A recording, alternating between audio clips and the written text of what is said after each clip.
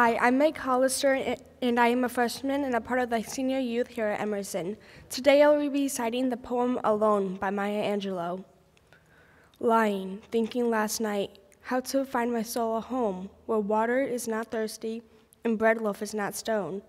I came up with one thing, and I don't believe I'm wrong, that nobody, but nobody, can make it out here alone.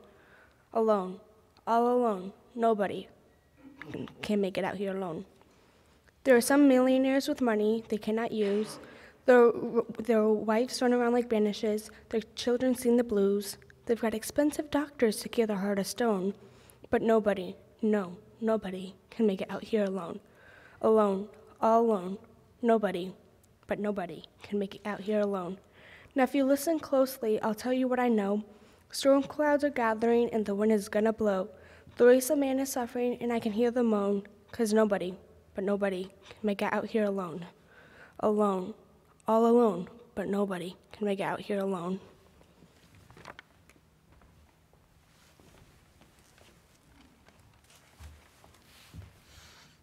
Welcome. Good morning, and welcome to Emerson Unitarian Universalist Congregation. We're so glad you're here. My name is Jonathan Davis. A special welcome to those who are joining us for the first time. As a Unitarian Universalist congregation, we affirm the inherent worth and dignity to each and every person.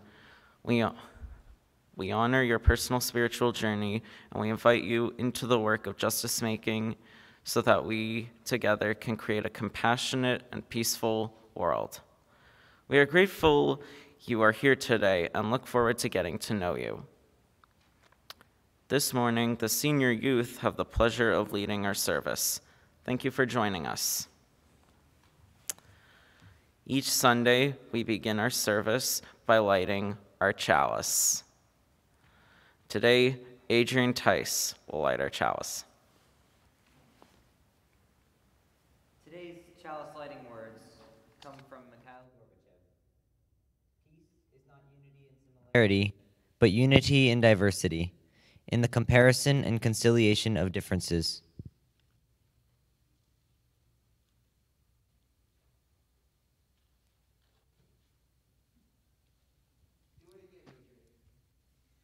Okay. Peace is not unity and similarity, but unity and diversity, in the comparison and conciliation of differences.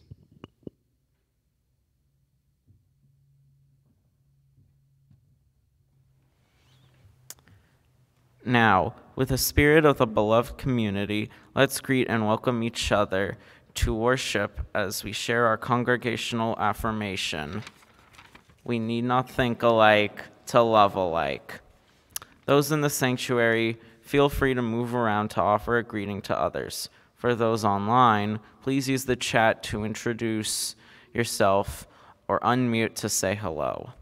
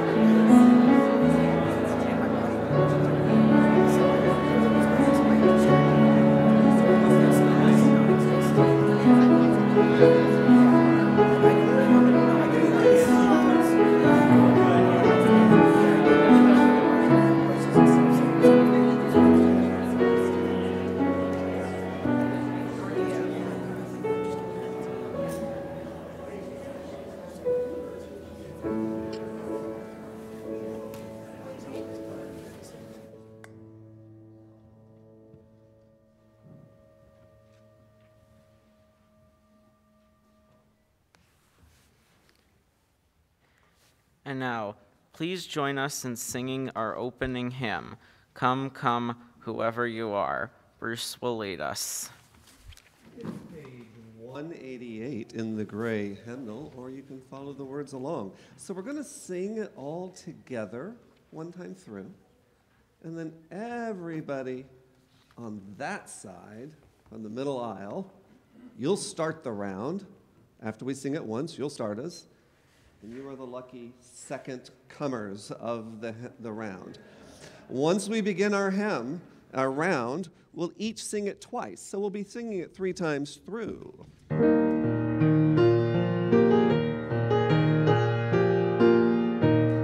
we begin. Come.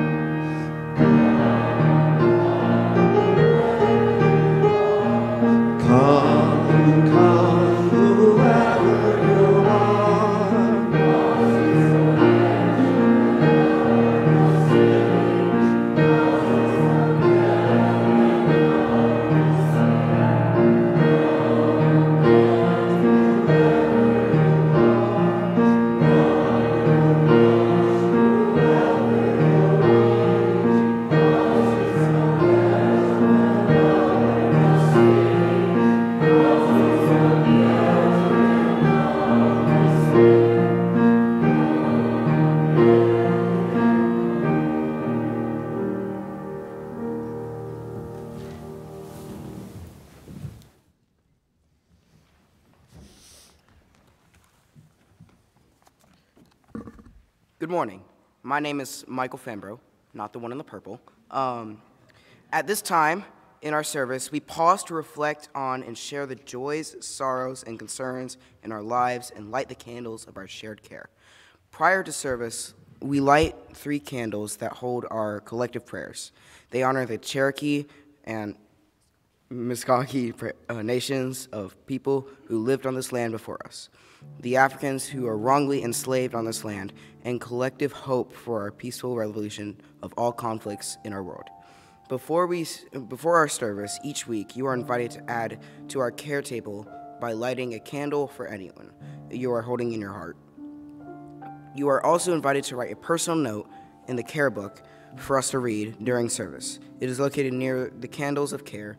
You may also email the team at pastoralcare@emersonuu.org for personal support at any time. Today, I share these joys, sorrows, and concerns with you.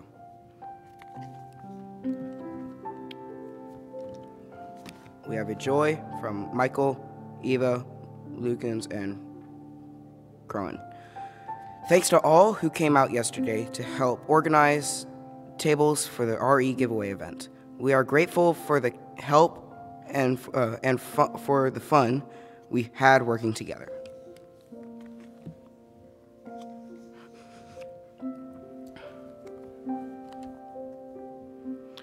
We know there may also be joys, sorrows, or concerns not spoken. As Emily lights our candles, please feel free to say out loud or type into the chat the name of someone you are holding in your heart today.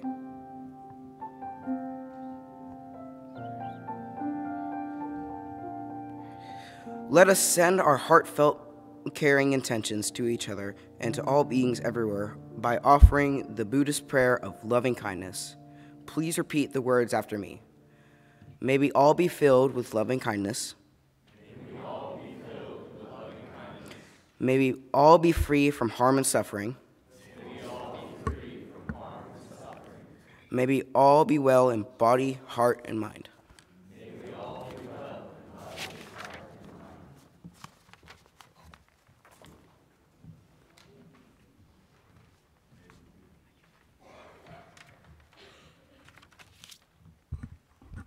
Unitarian Universalism is a faith often referred to as one of deeds and not creeds. It is how we show up in the world that we live our faith. One way we seek to do this is by partnering with other organizations who work to bring love, kindness, and justice to the world. Each Sunday, we collect financial contributions which are shared equally with our partner organization. This month, we share our basket with the Gateway Center. Their mission is to connect people experiencing homelessness with the support necessary to become self-sufficient and find a permanent home. We encourage each of you to support this vital work. Please offer a donation as you are able, or take one of the cards that describes the way to give electronically. Ways to give are also posted in the chat. All donations, unless otherwise specified, are shared equally with Emerson and our partner organization.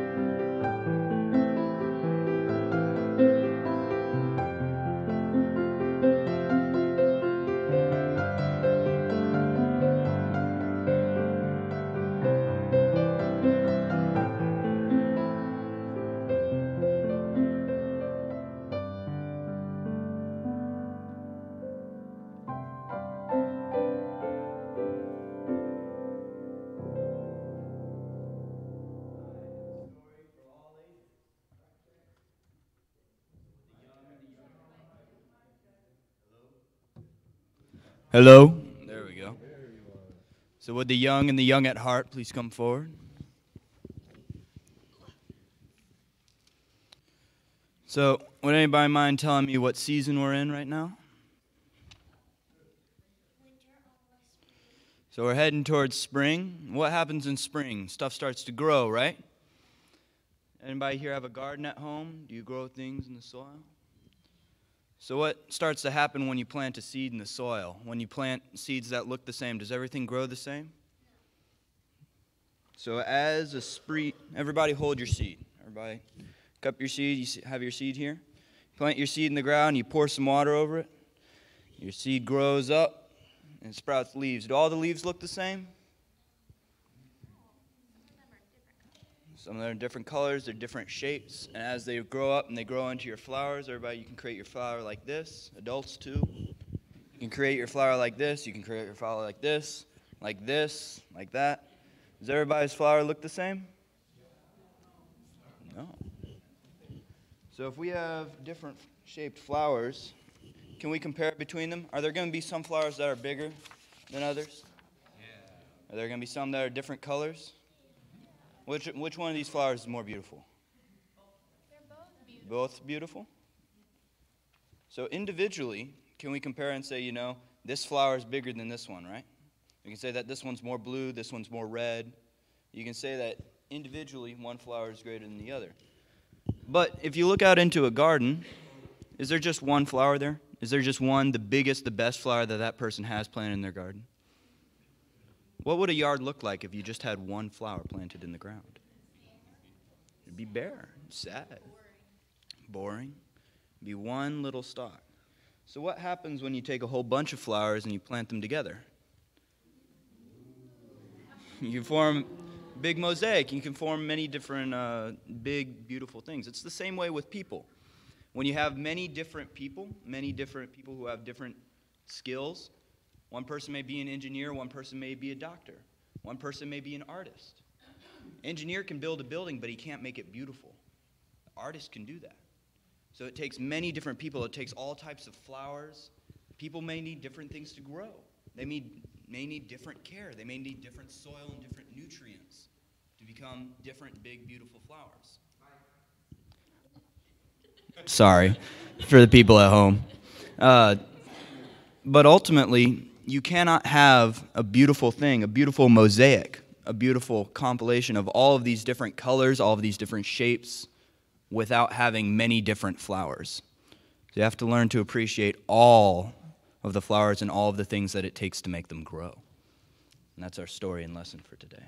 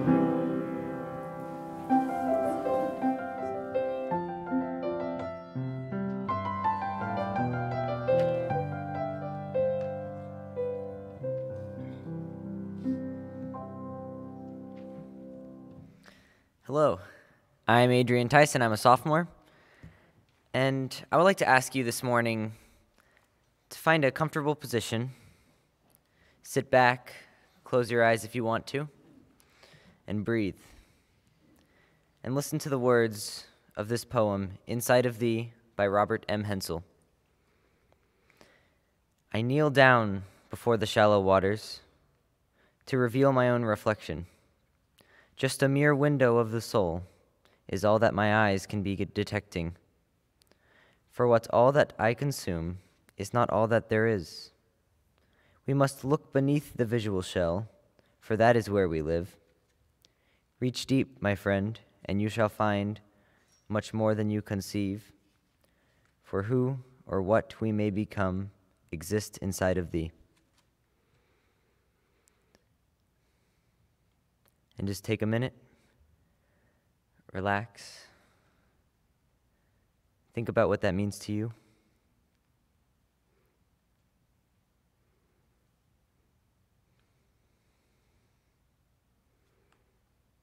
And I ask you to slowly come back into this space.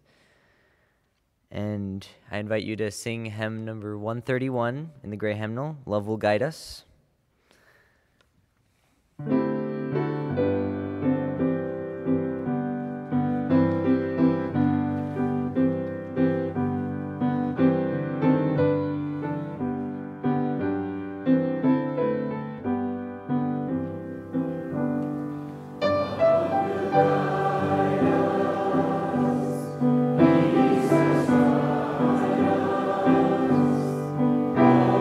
Desire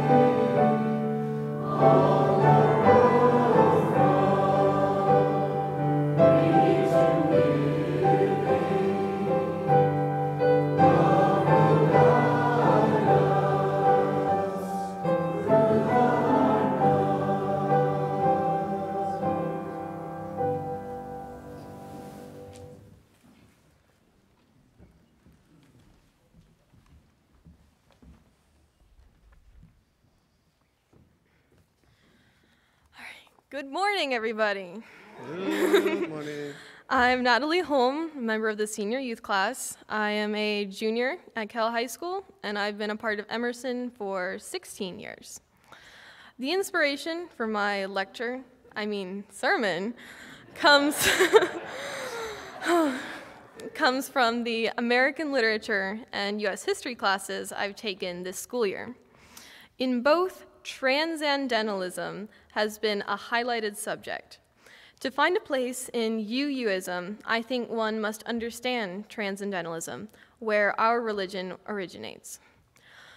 Transcendentalism is a philosophy, a literature movement, a school of thought. Basically, it's an idea, not a religion. It originated in the 1820s and 30s in New England. I had actually never realized this before, but our faith can be traced to right here in the US, which is not the case for the majority of Americans. So if anyone is feeling like a UU pilgrimage is in order, look no further than New England. Just like UUism, transcendentalism is hard to define. I know, shocking. However, it generally seems to be centered around the inherent goodness of people in nature, where institutions of society have corrupted the individual, and that people are their best when they are truly self-reliant and independent. It came into being as a response to the general state of intellectualism and Christian spirituality of the time. As a result, some definitions are based on the existence of God. These definitions have to do with finding God within yourself and in the world around you, not through worshiping or church, which is a key point in Unitarianism. Through this idea, we also see a lot of focus on the beauty and protection of nature, which is a prominent focus in UU society today. A major figure in transcendentalism was the author Henry David Thoreau. His deal was basically rejecting the evils of material items and society in favor of living in his cabin in the woods, which was next to a pond called Walden, for which his most famous book was named. I personally find this idea of rejecting material items very important. It wasn't until I seriously started to examine the pieces of my life that I realized how unnecessary and wasteful my modern capitalist mindset is. It isn't until one begins to give things up that one truly understands what is necessary in life. While Henry David Thoreau is a notable transcendentalist, the most popular and important figure of this philosophy has to be Ralph Waldo Emerson. If you don't believe me, look no further than the name of our church. He's a big deal. Also, Google wants you to know that he went by Waldo, not Ralph, because he's not like other girls. Notable events in his personal life include the fact that 1, he proposed to his wife Lydia via the mail. 2, after their wedding, they moved in with Waldo's mother. And 3, he sued Lydia's family for an inheritance of $23,274.49, which is about $594,455 in today's money. I know. As for his career, Waldo's thing was lecturing, and he traveled all over the US to tell others about his radical ideas. In 1838, Waldo delivered a graduation address at Harvard Divinity School, his alma mater, which branded him as an atheist and a poisoner of young minds, because he declared that while Jesus was a great man, he was not a god. He said that Christian lore had transformed Jesus into a demigod, as the Orientals or the Greeks would describe Orisis or Apollo. As you can imagine, he was not invited back to the Protestant institution of Harvard to speak for about 3 decades. Now that you're all experts on transcendentalism, I'll fill you in on how this philosophy becomes the religion of UUism. As you may have noticed here at Emerson, there are some different approaches to doing church. Some people like to discuss life and theology and the meaning of things, Unitarians. And some people like to sing hymns and light candles and worship, Universalists. Each of these faiths were an established religion before the merge, and both had ties to the Protestant faith. Unitarianism can truly be traced back to Europe, but was most recently popular in the US. Their beliefs were, as previously stated by Waldo, that Jesus was a man and not a god. Universalism is essentially American and believed an ever-loving God that saved everyone and that damnation was a farce. It was in the 1960s that the merger occurred, since the numbers of both you and you were dwindling. Now, this was quite a process, which I will summarize for you in the interest of time. Basically, the separate congregations of Unitarianism and Universalism were pretty well behind the ideas of transcendentalism, and one day they got together, and one of them said, "So, you reject all these things about society, and we also reject all these things about society." And the other one went, "OMG. Did we just become best friends?"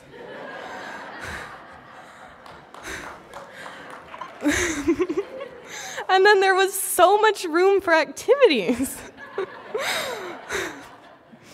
And that, ladies and gentlemen, is Unitarian Universalism, a brief history. To me, this is integral to my understanding of UUism in my life. Officially, there's no guidebook for being a UU, though both Waldo and Thoreau have works that we can study. All of our traditions are really quite new, and most of them are borrowed. The flaming chalice seems to be pretty unique to us, but the chalice as a drinking vessel is deeply rooted in Christianity. It's probably the most difficult religion to be a part of, because there's no test that you pass and then you're in. You can't just memorize a bunch of really old texts and get on with your day. Truly being a UU requires freedom of thought, and it requires it every single day. In my experience, thinking for yourself and truly being yourself is never easy or effortless. The moment it gets easy and comfortable, you've lost it. Whether you want to admit it or not, we're constantly influenced by each other. Being the person that everyone wants you to be requires no effort because you will always have constant external approval. And while that feels pretty good, it's not the person that you truly are. If you leave this room today remembering only one thing I've said, I would request that it be this. In the words of Daniel Sloss, all I'm saying is question everything. Because that's what it means to be a UU.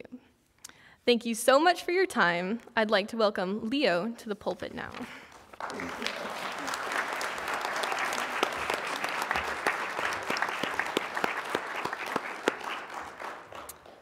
All right, Natalie just did a great job.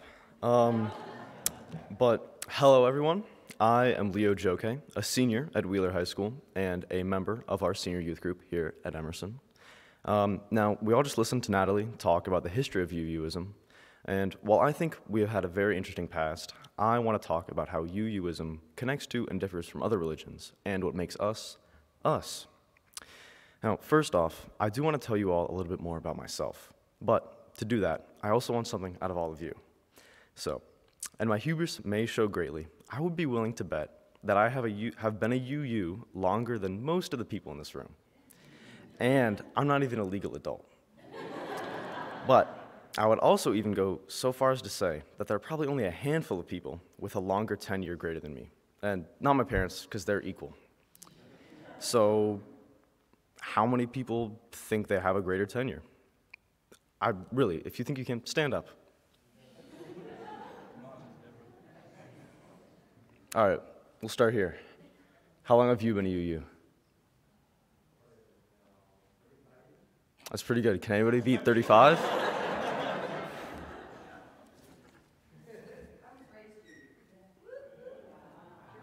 Has anybody else been raised UU?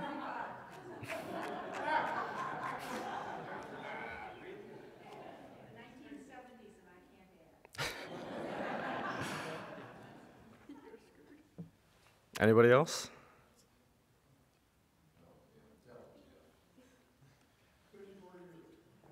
Can anybody beat 54? That's pretty good. All right. So, we got some long-standing UUs here, but now it's time to talk about me. I'm 17 3/4 of a year old, and I first came to Emerson when I was 3 months old. So that means I've been coming here for 17 and a half years. And that's kind of crazy to me because the point of the exercise we just did was to show that the vast majority of people have not been UUs for that long of a time. Most people that are UUs weren't born into it, like me and some of my peers. They made a choice to come here, often from other religions and denominations. Just a show of hands, how many of you have identified as something other than a UU in your life before? That's a lot of people. And that's what makes being a UU very special to me. It's a religion, denomination, community, whatever term you think best fits, supported and built by choice, by people that wanted to come and stay here, not those that were forced into it. Now, you may be thinking, well, Leo, you just said yourself that you didn't choose to become a UU. You were born into it. And yeah, my mom makes it very clear to me that every day when I want to stay in bed, I'm going to be here whether I want to or not. But I also do maintain a personal sense of identity and pride when I define myself as a UU.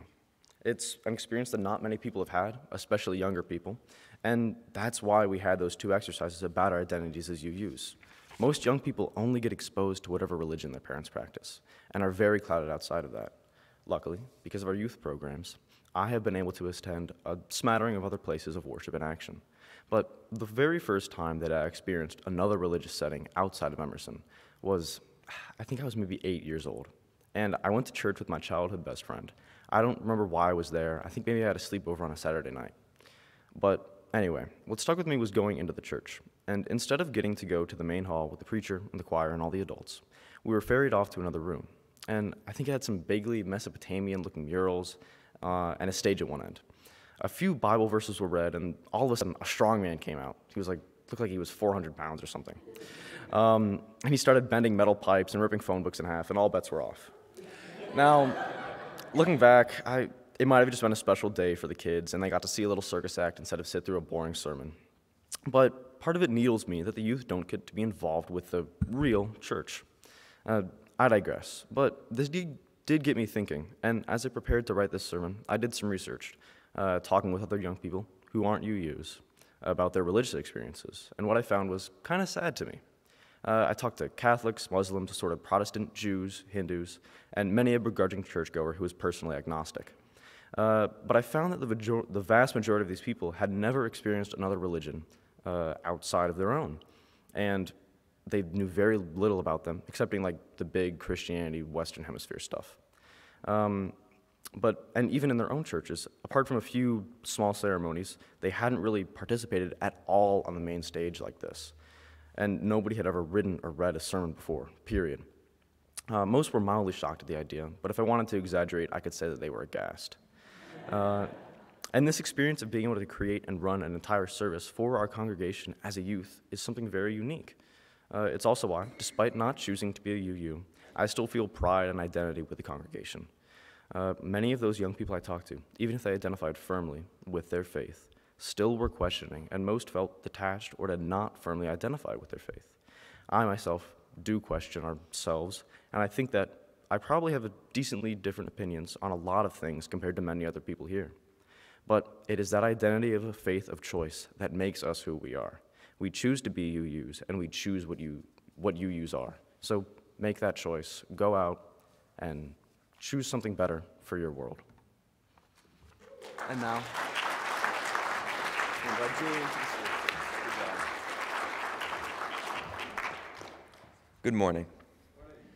My name is Julian Tice, and I'm a senior at Pope High School and a member of the senior youth class here at Emerson. I have been a part of Emerson since early elementary school, and in that time, I have experienced, practiced, and learned many teachings that the UU Church uses. I've made great strides as a person as I've matured into adulthood because of the many things the UU Church has taught me over the years. But it was also allowed me to formulate my own beliefs and morals that I follow in my everyday life. Very early on, we were taught the UU principles, and it was repeated over and over.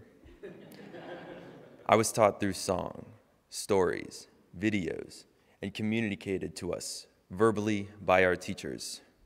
We as children would understand that these principles were not only what the UU Church believes in and practices, but also what we should practice ourselves.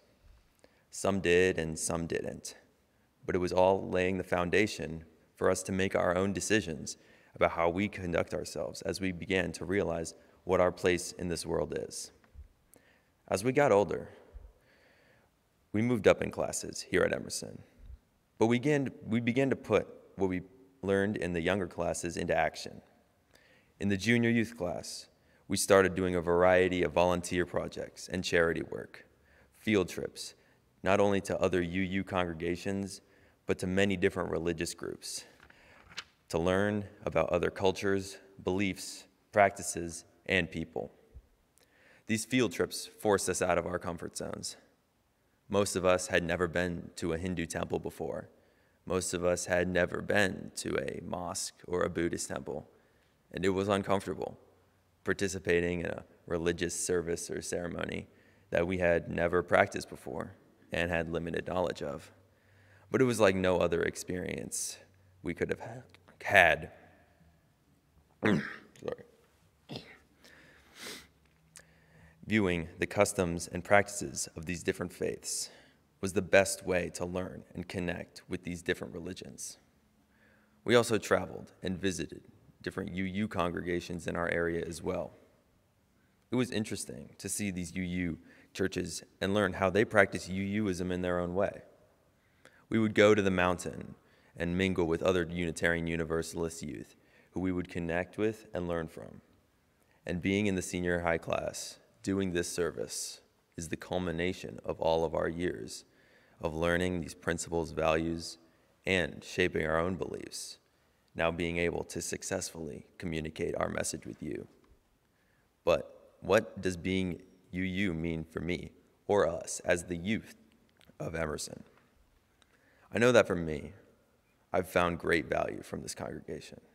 It has taught me how to treat others, how to treat myself, how to treat the world and the environment.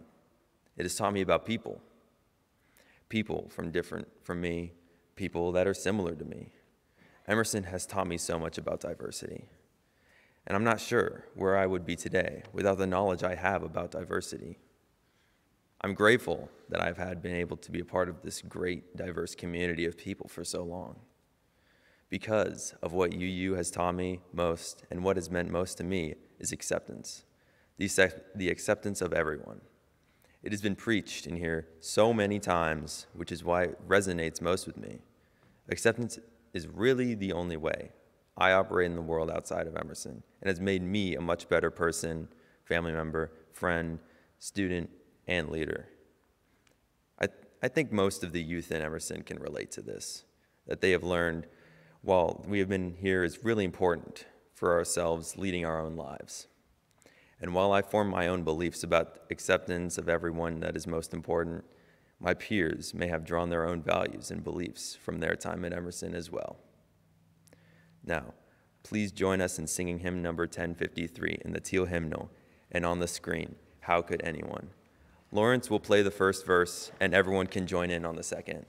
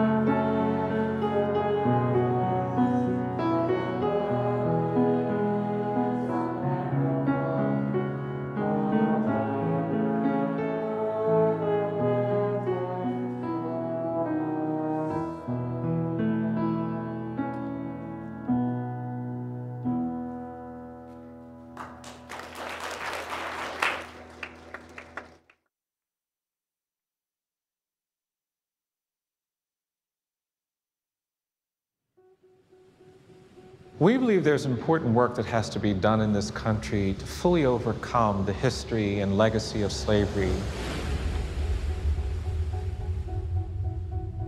It's important that we begin to commit to an era of truth and justice, that we tell the truth about our history, that we find the words necessary to understand all of the pain, all of the suffering that was created by 400 years of enslavement, lynching, segregation, and injustice.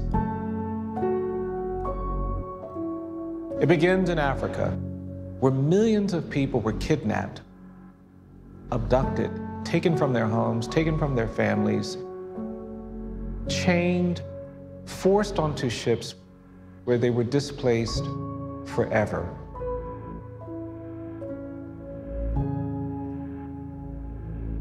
Without understanding that legacy, we don't appreciate the harm, the damage, the tragedy that surrounded the founding of this country.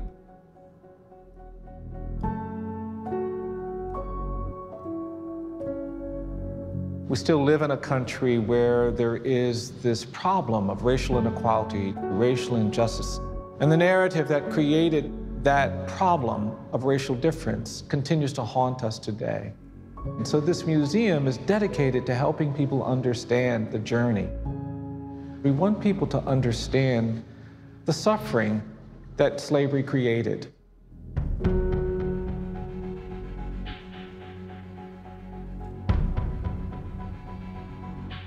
The demographic geography of America was shaped largely by racial terror. A landscape, a legal architecture that codified racial hierarchy continued to shape life in this country. This society, this country, this nation has work to do to fully overcome the history and legacy of slavery.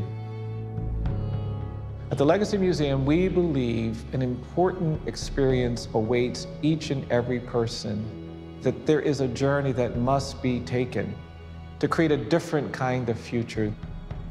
It is hard to confront these painful truths, but the powerful thing is that when we have the courage to learn the truth, we open up doors that permit justice, that permit reckoning, that permit healing. This museum is dedicated to creating a society where the children of our children are no longer burdened by the legacy of slavery, no longer presumed dangerous and guilty, no longer haunted by racial inequality no matter where they go. But to get to that society, we all have a role to play. And that's why we want you to come to Montgomery and not just see the sights, but to hear the sounds, to experience the spirit of the people who lived here, who have fought here, who have worked here, and to take that spirit with you out into the world where you can do the same. You can continue to find ways to advance justice in your society, your community, your neighborhood.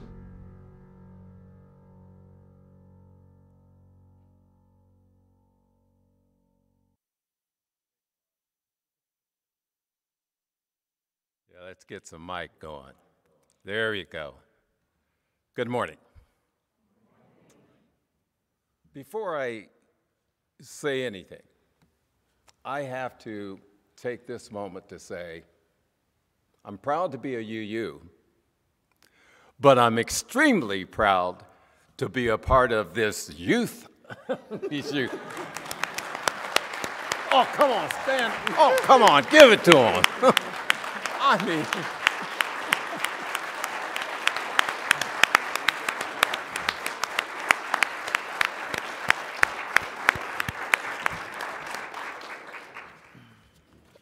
oh, my, these guys.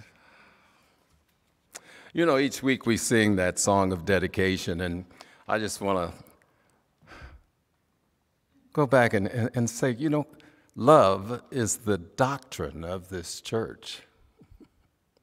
The quest for truth is its sacrament. Do you know what I kept hearing all day? Yep. All day was the quest for truth. Yep. These youth are telling us that UU is about a quest for truth. It's a quest for knowledge. And we have an opportunity that, in fact, Emerson is planning a trip to go to Montgomery, Alabama, to the actual Legacy Museum and the Peace and Justice Memorial. We went there about a year and a half ago, and Claude's going to give us some feedback about his experience then. But this is a powerful way for Emersonians and our friends to learn more about our history that involves racism and slavery, all the way through mass incarceration. So on the 29th of April, we'll be going. Claude, tell us about your experience. First, you stole my script. Oh, I don't appreciate that. So I did get to go on the trip, and I got this T-shirt. But it's not the only thing I got. Wait a minute. The T-shirt says, "Do justice, love mercy." So I was trying to figure out what to share about the trip. It's almost like a pilgrimage, I would say. Like you have to go and experience it. And the thing that came to me was how, there are forces that want to bury truth. That's the part where you stole. So there are people that are actively trying to bury the history of this country. It's not something that happened somewhere else, but stuff that happened here in the South, and people just don't want to talk about it. They don't want to hear it.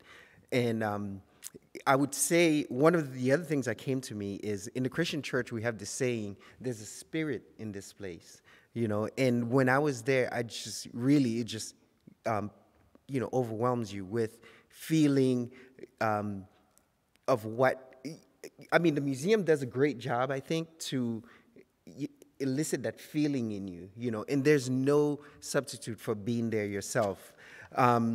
I had something weird happen to me, so I think I was just kind of feeling overwhelmed, so I just kind of pulled over and just took a break, and then a security guard came to me and we had a little chat, and one of the things he said was, do you realize that all the names that you see, it's like a tenth of the story, and most of it's names that they were able to research through newspapers. So everything else that was never reported or never publicized, there's just nobody knows about it, So I implore you, for yourself, not for me, but for yourself, you have to go there. You have to be a part of this trip.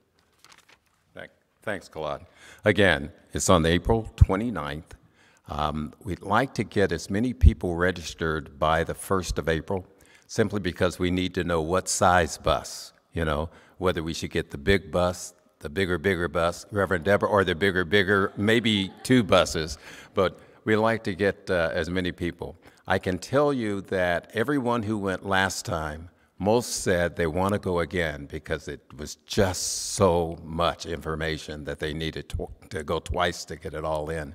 So please, I'll be in the narthex, I'll be around in fellowship hour. Please, come to me. Let me know if you're wanting to sign up, because we need to get as many people signed up as possible, as quickly as possible. And again, I just want to say this quest for truth that our youth are leading us with is fantastic. Thank you again, youth, for doing a great job. Amen.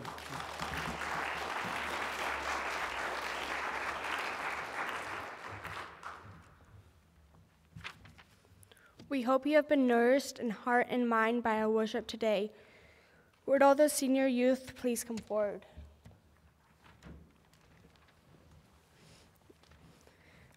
Please join us in the final words as we extinguish the chalice this morning. They are posted in the order of service. We extinguish this flame.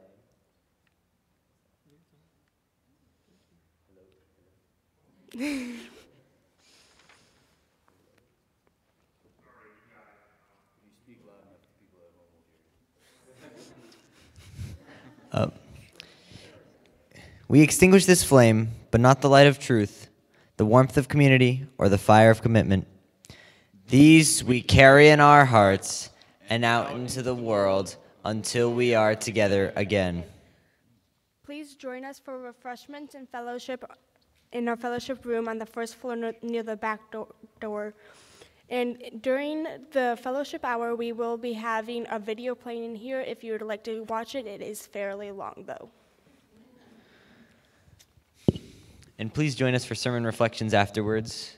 Senior youth, we will be in here after fellowship time. Go now in peace, and take peace with you wherever you go.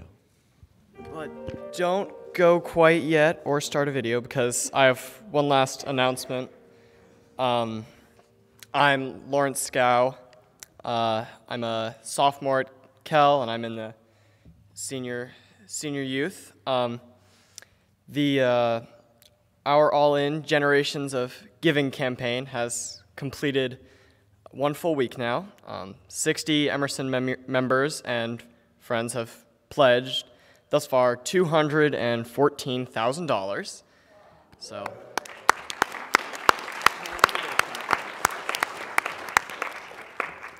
we are very grateful for those who have pledged their support to see Emerson continue. Huge thanks to all of you. If you see this tree, all of the hands represent all of the people who have pledged this week. We want to fill the tree. As a community, we are about 55% of the participation goal and 72% of the financial goal of $300,000. The amount needed to maintain our programming, staff, and gathering space for the next year. We are off to a solid start for the first week, and now we are depending on all of you to bring it home.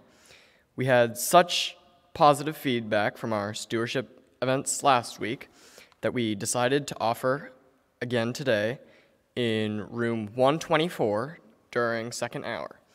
If you weren't able to attend last week, please join us for this event in room 124. Lunch will be served immediately after for those who join the session. If you're watching online, please look for the email sent this past week and click on the pledge form, or if unable to join in this second hour session, you can find a paper pledge form in the back of the sanctuary. Emerson need you. So let's bring it home this week. Let's be all in. And now go now in peace.